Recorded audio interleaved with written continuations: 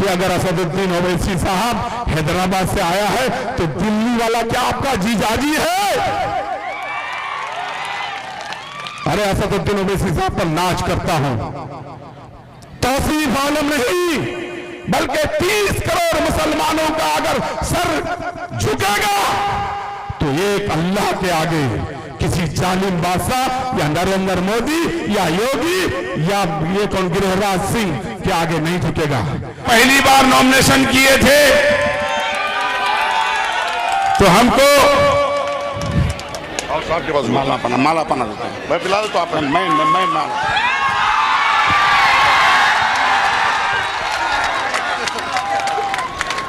बहुत बड़ा खेल हो गया।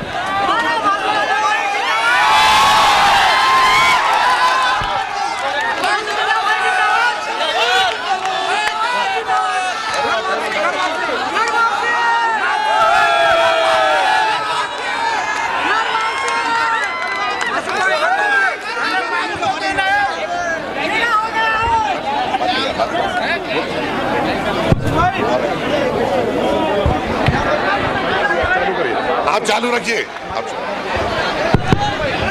तरफ पीछे हो जाइए।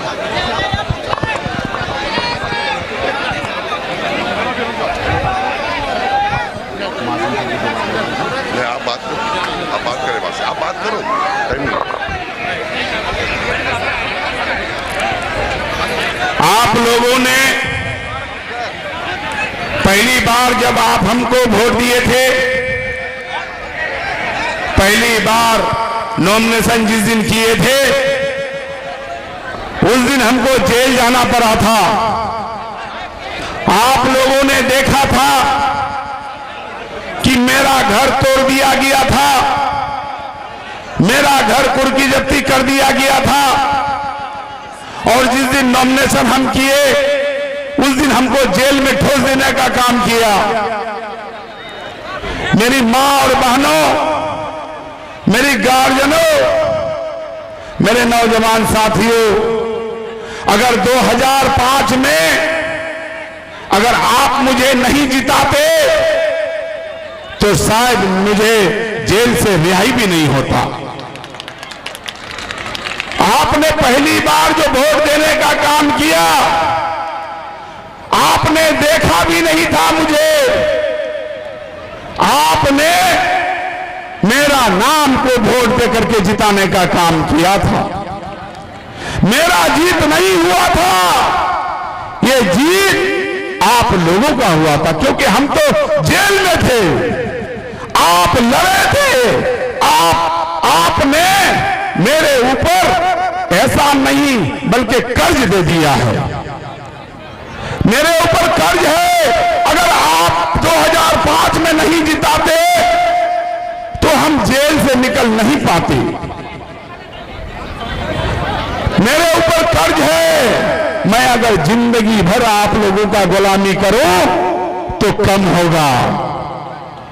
सिर्फ इतना कहने के लिए आया हूं, 2005 से 2020 तक आपने जो मुझे सेवा करने का मौका दिया, आपने जो मुझे मेरे पर कर्ज दिया है, इसका कैसे मैं भरपाई करूं? मेरा अगर मौत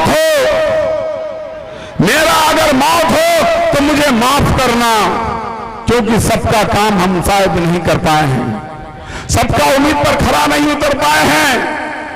बहुत आदमी हमारे ऊपर बहुत आशा किया होगा, हमने कोशिश किया, गांव-गांव रोड दिया, गांव-गांव बिजली दिया। आपने देखा होगा कि 15 साल में अगर हम कुछ नहीं भी किए तो अपने मां बहनों का हमने 15 साल इज्जत बचाने का काम किया है। एक भी पोस्टमार्टम होने के लिए नहीं दिए, ये आप गवाह हैं, क्योंकि 2005 में एक पोस्टमार्टम हम देखने के लिए गए थे। 18 साल का बच्ची थी, निकाह किया हुआ था, दवाई खा के मर गई थी।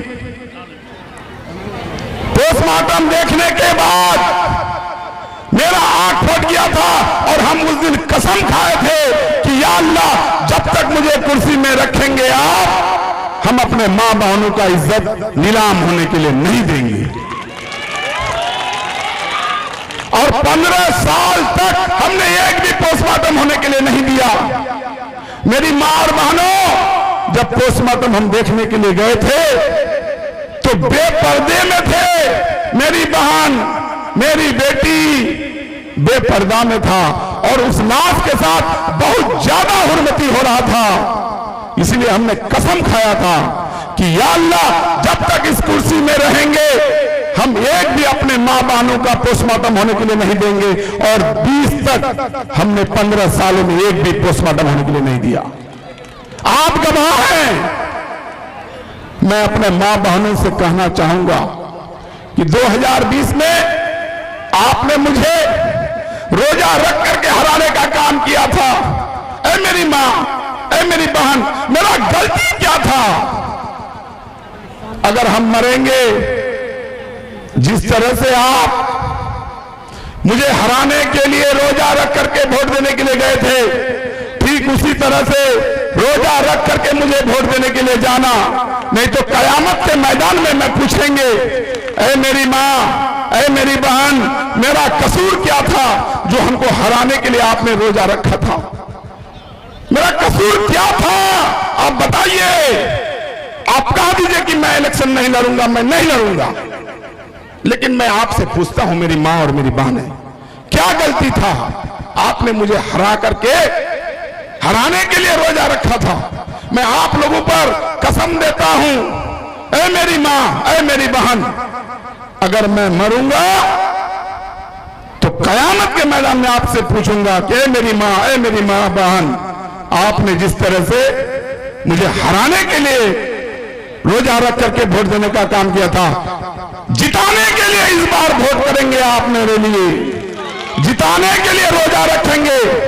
नहीं तो कर्ज में रहिएगा मेरी मां और मेरी बहन, कर्ज में रहिएगा कि मेरा गलती आप बता दीजिए। आप मेरा गलती बता दीजिए, मैं आज विड्रॉ करूंगा, मैं आज इलेक्शन लड़ना छोड़ दूंगा। मेरी मां, मेरी बहन, तौसीफ आलम सिर्फ और सिर्फ जनता के लिए, निछावर के लिए कसम खाता है। मुझे कोई लालच नहीं है। आपने एक बार नहीं 4 बार मुझे एमएलए बनाने का काम किया। मैं चाहता हूं कि जो मेरे ऊपर कर्ज है मैं उसका भरपाई करूं। मैं चाहता हूं कि आपका उम्मीद पर खरा उतरूं। मैं चाहता हूं कि मेरा जो इलाके में कुछ काम छूट गया है, जैसे आपका दसिया टोली कब्रिस्तान वाला जो पुल है, जैसे आपका डाला और दरमिया के बीच में जो पुल है, जैसे और कुछ काम है, ये हमको करना है और कर्ज अदा करना है। मुझे कुछ नहीं चाहिए। मैं कसम खाता हूं, अगर मैं अपने जनता से धोखा करूंगा तो मेरे ऊपर खुदा का मार पड़ेगा। और मैं असदुद्दीन ओवैसी साहब से यही कहना चाहूंगा कि आप मुझे अपना लीजिए। मेरा बहादुर विधानसभा के लोग आपके साथ खड़ा है। आज कुछ लोगों ने आकर के कहता है, इमरान प्रतापगढ़ी आकर के क्या कहता है कि बोले हेलीकॉप्टर का पैसा सीमांचल वासी देता है। मैं उनसे कहना चाहूंगा, इमरान भाई, अपना राजनीतिक औकात को भी देखना चाहिए। आपको कांग्रेस ने टिकट दिया था प्रतापगढ़ से, तो आपको कितना वोट आया था? 15,000। जमानत भी नहीं बचा था। आप हमारे असदुद्दीन ओवैसी साहब पर उंगली उठाने से पहले सोचना चाहिए। आपके तरह कितनों को सांसद बना दिया, कितनों को विधायक बना दिया, कितनों को मंत्री बना दिया। अरे मैं तो असदुद्दीन ओवैसी साहब पर गर्व करता हूं कि आज हिंदुस्तान का आवाज बन चुका है, 30 करोड़ मुसलमानों का आवाज बन चुका है।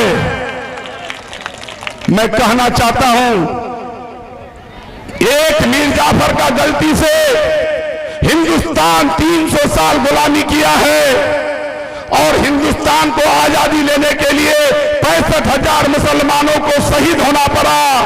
ऐसा गलती मत करना। बहुत सारे मीर जाफर आएंगे, बहुत सारे मिर्जापुर आएंगे, आपको भटकाएंगे। भटकना नहीं है, हमारा आज आवाज बन चुका है हमारा असदुद्दीन ओवैसी साहब। आप नहीं चाहते हैं कि आपका कब्रिस्तान बच जाए, आप नहीं चाहते हैं कि आपका मस्जिद बच जाए, आप नहीं चाहते हैं कि आपका दरगाह बच जाए, आप नहीं चाहते हैं कि आपका ईदगाह बच जाए। क्या आप नहीं जानते हैं कि वक्फ काला कानून जो हमारे माथे पर थोपा गया है, इस काला कानून के तहत हमारा सब सरकारी हो जाएंगे, हमसे ले लिया जाएगा। वो तो देन असदुद्दीन ओवैसी साहब का है, जिन्होंने सुप्रीम कोर्ट में केस करके इस कानून को रोका गया है। मैं शुक्रिया अदा करता हूं हमारे असदुद्दीन ओवैसी साहब को। हमारे नौजवान साथी, हमारे मुसलमान के गार्जियनों, आज हमारे नेता को चरमपंथी बोला जाता है। आज अगर अपना हक मांगने के लिए, सीमांचल वासियों को हक देने के लिए, आज अगर हमारे इस इलाके में आकर के आपका भाई को एमएलए बनाने आया है, आपका भतीजा को एमएलए बनाने आया है, आपका भाई को एमपी बनाने के लिए आया है, मैं उन लोगों से कहना चाहता हूं कि अगर असदुद्दीन ओवैसी साहब हैदराबाद से आया है तो दिल्ली वाला क्या आपका जीजाजी है? अरे असदुद्दीन ओवैसी साहब पर नाच करता हूं। तौसीफ आलम नहीं, बल्कि 30 करोड़ मुसलमानों का अगर सर झुकेगा तो एक अल्लाह के आगे किसी जालिम बादशाह या नरेंद्र मोदी या योगी या ये कौन गिरिराज सिंह के आगे नहीं झुकेगा। गिरिराज सिंह आज बहुत बड़ा गलत बयान दिए हो, तुम्हारा ट्विटर में हम देखे। आज गिरिराज सिंह तुमने बयान दिया है कि हमारे हिजाब जो पहन के जाकर के वोट देगा उसका जांच का विषय है। मेरी माँ और बहन हिजाब में जाकर के वोट देगी। तुम्हारे अंदर अगर हिम्मत है तो तुम रोक के दिखा देना। गिरिराज सिंह, मैं चैलेंज करता हूं, ओपन गिरिराज सिंह को मैं चैलेंज करता हूं कि अगर हिम्मत है तो चुनाव आयोग से तुम जांच करा करके दिखाना। मेरी माँ और बहन हिजाब में जाकर के वोट देगा।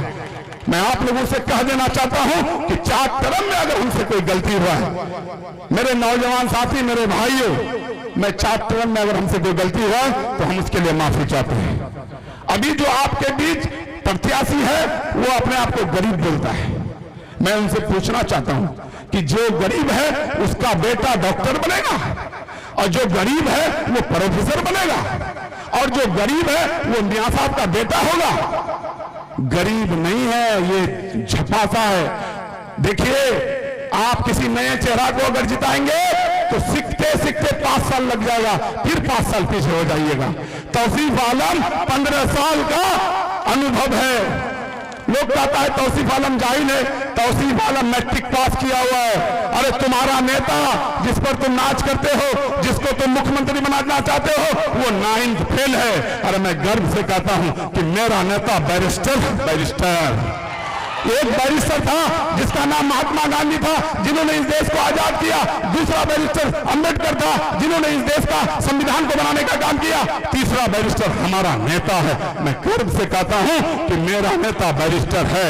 बस यही कहकर के आप लोगों से विनती करने के लिए आया हूं। बहादुर का मामला नहीं है, तौसीफ आलम का मामला नहीं है। आज अगर हम असदुद्दीन ओवैसी साहब का हाथ को कमजोर करेंगे तो हमारा आवाज को कौन पार्लियामेंट में उठाया, हमारा आवाज को कौन विधानसभा में उठाएगा। कुछ लोग कहता है कि 2-4 सीट लेके क्या करेगा। अरे क्या करेगा, 7 सीट हैदराबाद में है। जिधर चाहता है अकबरुद्दीन ओवैसी साहब उधर सरकार हिलता है। बगैर MIM का सरकार बनने नहीं देंगे। लेकिन मैं एक बात का दावा करता हूं कि बीजेपी का सरकार बनने भी नहीं देंगे किसी भी कीमत पर, चाहे हम लोगों को बाहर से समर्थन देना पड़े, लेकिन बीजेपी का सरकार